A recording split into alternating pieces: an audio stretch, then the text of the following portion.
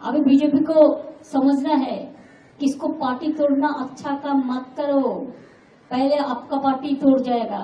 ಲೋಕಸಭಾ ಚುನಾವಣೆಯಲ್ಲಿ ಬಿಜೆಪಿ ನೇತೃತ್ವದ ಎನ್ಡಿಎ ಮೈತ್ರಿಕೂಟವು 294 ಕ್ಷೇತ್ರಗಳಲ್ಲಿ ಗೆಲುವನ್ನು ಸಾಧಿಸಿದ್ದು, ನರೇಂದ್ರ ಮೋದಿಯವರು ಇವತ್ತು 3ನೇ ಬಾರಿಗೆ ದೇಶದ ಪ್ರಧಾನಿಯಾಗಿ ಪ್ರಮಾಣ ವಚನವನ್ನು ಸ್ವೀಕರಿಸುತ್ತಾ ಇದ್ದಾರೆ. ಇದರ ಬೆನ್ನಲ್ಲೇ ಪಶ್ಚಿಮ ಬಂಗಾಳ ಮುಖ್ಯಮಂತ್ರಿ ಟಿಎಂಸಿ ವರಿಷ್ಠೆ ನಾಯಕಿ ಮಮತಾ ಬ್ಯಾನರ್ಜಿ ಅವರು ಸ್ಫೋಟಕ ಭವಿಷ್ಯವನ್ನು ನುಡಿದಿದ್ದಾರೆ.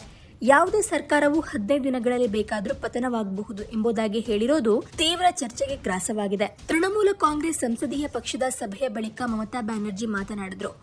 ಯಾರು ಅಂದ್ರೆ ಬಿಜೆಪಿ 400 ಸೀಟ್ಗಳ ಬಗ್ಗೆ ಮಾತನಾಡಿದ್ರು, ಅವರಿಗೆ ಈಗ ಬಹುಮತ ಸಿಗದಷ್ಟು ಸ್ಥಾನಗಳು ಲಭಿಸಿವೆ.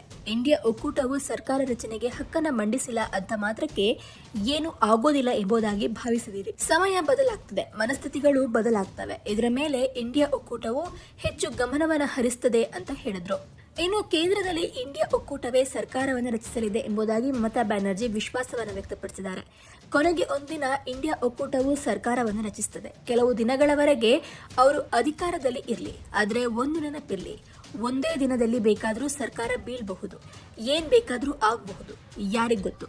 15 ದಿನಗಳಲ್ಲಿ ಬೇಕಾದರೂ ಸರ್ಕಾರ ಪತನವಾಗಬಹುದು ಎಂಬುದಾಗಿ ಎನ್ಡಿಎ ಸರ್ಕಾರದ ಪತನದ ಕುರಿತು ಮಮತಾ ಬ್ಯಾನರ್ಜಿ ಮಹತ್ವದ ಹೇಳಿಕೆಯನ್ನು ನೀಡಿದ್ದಾರೆ.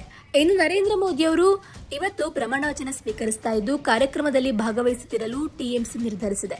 ಏನಕ್ಕಂತ ಹೇಳಿದ್ರೆ, ಕಾನೂನು ಬಾಹಿರ ಹಾಗೂ ಪ್ರಜಾಸತ್ತಾತ್ಮಕವಲ್ಲದ ಮಾರ್ಗದ ಮೂಲಕ ಎನ್ಡಿಎ ಸರ್ಕಾರ ರಚಿಸ್ತಾ ಇದೆ. ಹಾಗಾಗಿ ಪ್ರಮಾಣ ವಚನ ಕಾರ್ಯಕ್ರಮದಲ್ಲಿ ಟಿಎಂಸಿ ಭಾಗವಹಿಸ್ತಾ ಇಲ್ಲ ಅಂತ ಹೇಳಿದ್ದಾರೆ.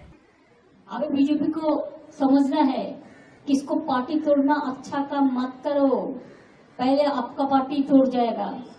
हमने नहीं तोड़ेंगे, आपका अंदर से ही जाएगा। आपका अंदर का सब आदमी खुश नहीं है, ये हम दिख रहा है। मेरे को यही बात कहना था।